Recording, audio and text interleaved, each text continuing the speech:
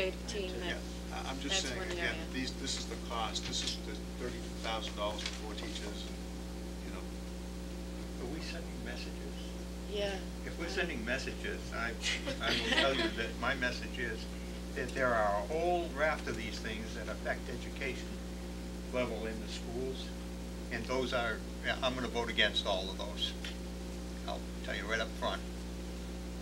Anything in here that cuts back on education, I'm going to vote against. So the next one is would reduce middle school, 2 middle school positions, similarly to reducing 4 at the high school, and this would again change class sizes in our middle school.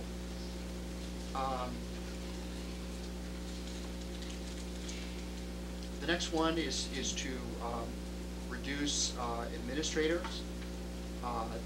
Right now, our administrator staff works on a 12-month position, and we would be making some reduction in days in some positions. And so that would generate $15,000. The next one is an outright elimination. We have 1 technology integration teacher for the entire district. This teacher works with students and staff in integrating new technology. That position will be eliminated. We had 2 years ago, and we reduced 1. Never restored it. It was not restored this year. This would eliminate all of it. The next position is to further reduce library services, and this most likely would have an impact on our high school.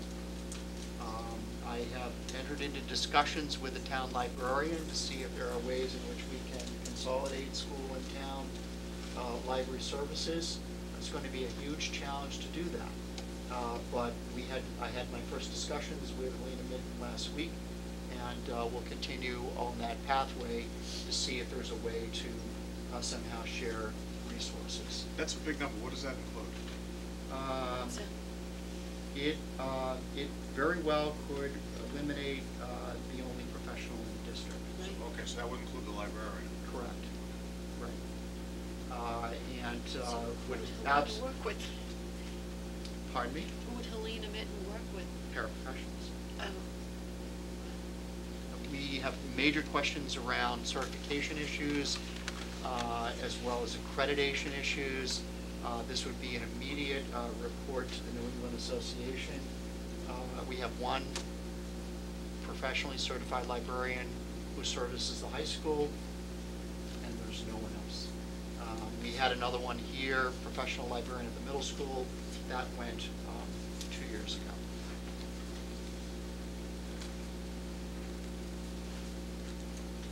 Okay. Next position would eliminate a special education teacher. Most likely, we're not quite sure yet where that could be.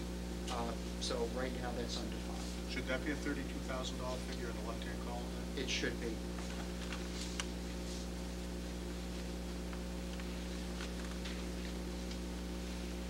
Yeah. It is not correct. It isn't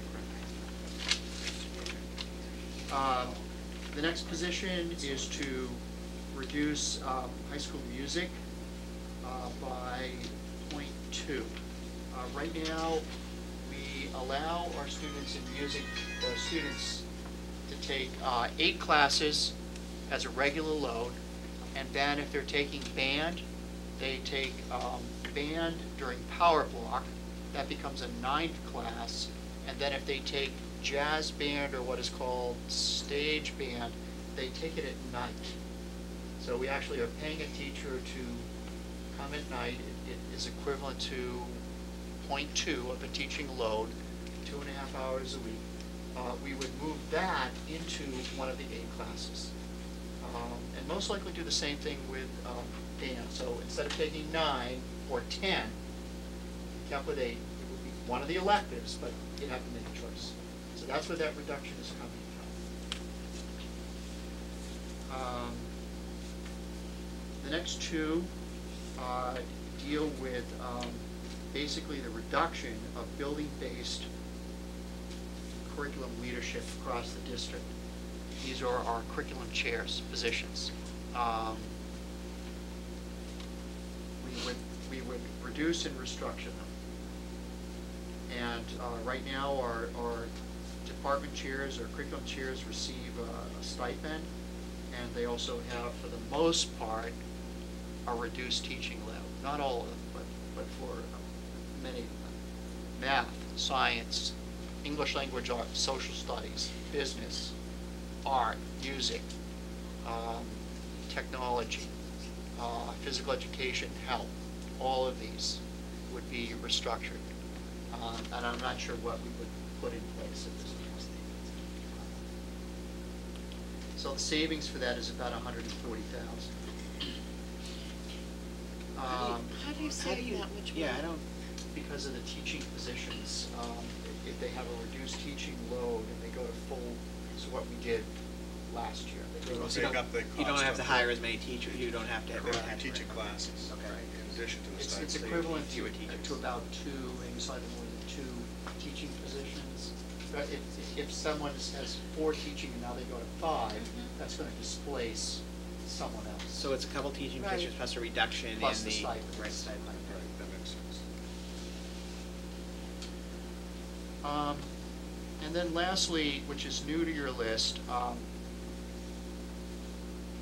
and not included in the reorganization that I spoke about, but I looked at all of the current, the principals aren't even aware of this, looked at all of the current elementary classroom sizes, determined if there can be any classrooms that would still be under 30 by consolidating. So if you go from 4 to 3, 4 sections of second grade to 3 sections of third grade, or 5 sections of first grade to 4 sections of second grade, as those children go up, without redistricting. I believe that there would be 3 times where the enrollment would not go over 30, but would push it in the range of 25 to 28. And so that's the reason for it. So the net of all of those additional staffing cuts would be $848,000, and coupled with the earlier ones that I mentioned, brings the total reduction to about $1.2, $1.3 million. So that is still short of the 1.7 to get to a level funded budget. I'd just been keeping a running tally as we went along, and again, I'd have someone check my math, but I came up with $850,000 in cuts that do not include teachers. So these would be cuts of paraprofessionals and other staff, but not teachers. I didn't break it down that way, Jerry. I know, I'm just saying that I just did it as I went along, and again, there would be a $850,000 savings there without eliminating any teaching positions. Maybe including the fees and increased fees. Not even, yeah, Yeah. all of category 1 through 24. Right. And what are the function of those folks that aren't teachers? Well, paras, custodian. The Paras are essentially Oh, teachers. I mean, what's their function? Right, in, to in educate the, kids, most of them. In getting the kids educated, I Right. think. Again, I wasn't sure, I'm just saying without eliminating teaching positions, Right. that's $850,000. I think As the opposed to point that I'm 1.2. trying to make is that it isn't just the teachers, it's the organization that does the education. I understand that, Cliff, I don't need that, I know you know that. to educate me on that. I'm just saying, I'm just trying to, for a mathematical purpose, just say that was the figure, not including teachers. And a big part of that was made up of the fees. I think $210,000 worth. Plus the tuition is another 52, so you're Right. 262,000. Right. It's one word, it's sad. I know, but part of the problem is too, if we keep the same staffing levels, we'll be doing this next year.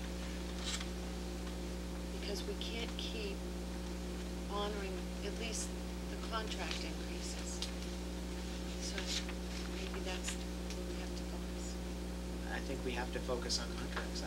We have to. I don't think they're, you know, short of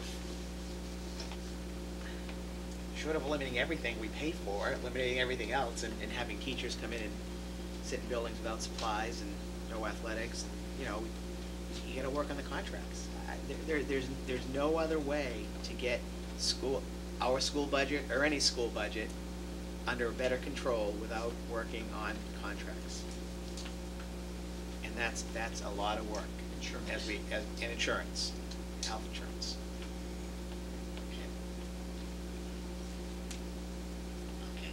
But I just, you know, and I know we're not gonna spend a lot of time discussing these tonight, although if I had my way, we would. You're in charge. I just, well, I'm kind of in charge, but I see the great progress we made this year. People will look at, oh, we reduced 2 middle school teachers. To me, that eliminates all the progress we've made at the middle school.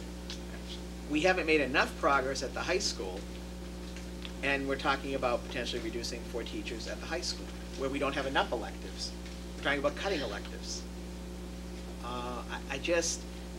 I don't know what else we can do, because I know the money's not gonna be there. The governor has said at best we'll have level funded Chapter 70 next year.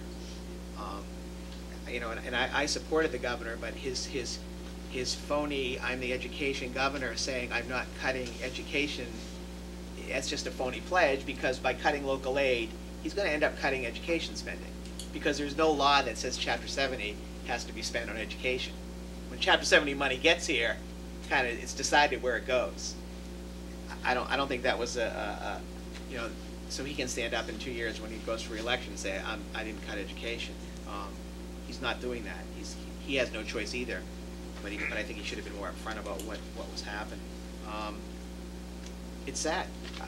I don't know. It makes, at least for me, it makes me sitting in this position feel completely frustrated and helpless, because I don't know what else we can do, and I know there's no pot of gold sitting anywhere. I mean, there are things we can do. Well, that's the thing, we have to take a position as a committee. Are we gonna pursue funding through whatever means are available to us? That would include an override or pursuing a bigger town share of the town side of the budget. Is that, what position we're gonna take regarding that? And second, we have to be prepared to fall back and deal with this if in Correct. fact neither one of those that succeed. Correct. So, you know, that's what we're gonna have to do very soon. You know, do we aggressively go out and try to get the funding necessary to maintain this school system? Or do we decide that we're gonna try to deal with these deficiencies in the way that they're proposed to us? David, last year we had the half-days at the elementary level, and I know everyone hated them. Middle school. Yeah, middle school.